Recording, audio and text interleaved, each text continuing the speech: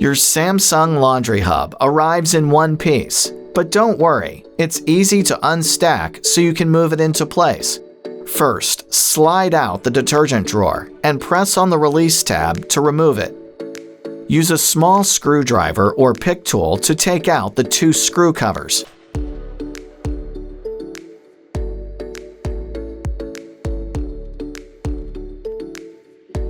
And then remove the 2 housing screws and put them somewhere safe. Slowly remove the left side panel until it's released. Then, slide the control panel to the left and release it from the housing by slightly pulling outward, taking care not to strain the molex connector.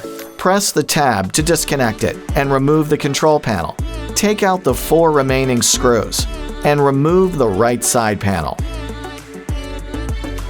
The front panel housing comes off when you push down slightly and tilt.